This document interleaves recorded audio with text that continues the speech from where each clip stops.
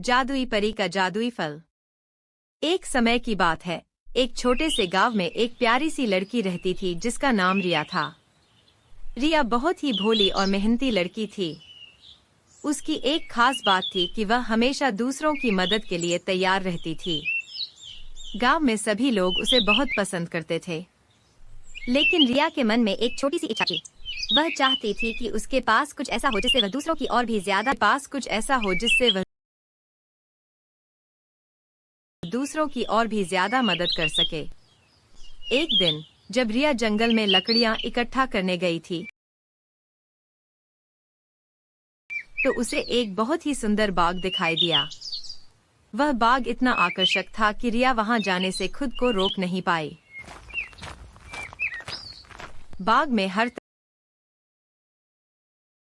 तरफ हरे भरे पेड़ थे और बीच में एक चमचमाता हुआ सोने का पेड़ खड़ा था। उस पेड़ पर एक बहुत ही खूबसूरत और बड़ा फल लटक रहा था। रिया ने पहले कभी ऐसा फल नहीं देखा था। ये कैसा फल है? मैंने आज तक ऐसा फल कभी नहीं देखा। रिया ने फल को तोड़ने के लिए हाथ बढ़ाया, लेकिन तभी उसे पेड़ के पीछे से एक मीठी सी आवाज सुनाई दी। रुको रिया, यह कोई साधारण फल नहीं है, यह एक जादुई फल है। रिया ने पीछे मुड़कर देखा तो वहां एक सुंदर परी खड़ी थी। परी के बाल चमकते हुए सोने के रंग के थे और उसकी आंखें नीले आसमान की तरह साफ थीं। वह बहुत ही प्यारी और सजीव लग रही थी। आप कौन हैं? मैं एक जादुई परी हूँ और यह फल मेरी ही देन है। इसे कोई भी साधारण इंसान नहीं तोड़ सकता। मुझे माफ करना, मैंने इसे बिना पूछे तोड़ने की कोशिश की। कोई बात नहीं रिया, तुम्हारे जैसे नेक दिल और मेहनती लड़की को तो मैं खुद यह फल देना चाहूंगी। क्या यह सच में मेरे लिए है? लेकिन यह फल क्या करता है? यह जादुई फल है।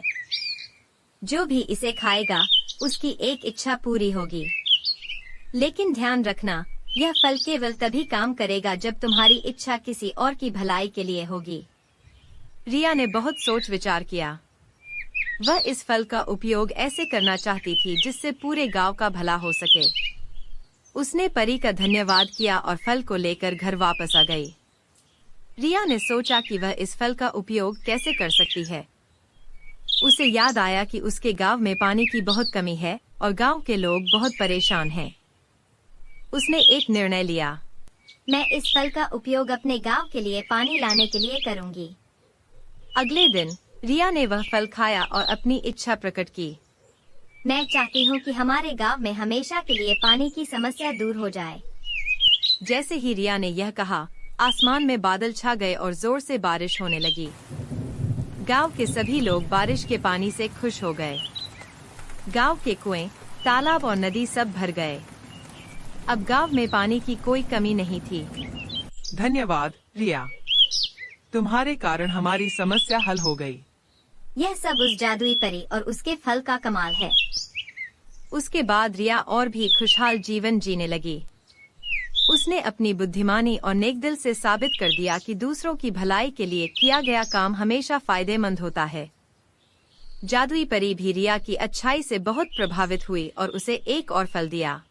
तुमने बहुत अच्छा काम किया है रिया। यह दूसरा फल तुम्हें और भी बड़ी समस्याओं को हल करने में मदद करेगा। रिया ने परी को धन्यवाद दिया और दूसरा फल भी अपने पास रख लिया।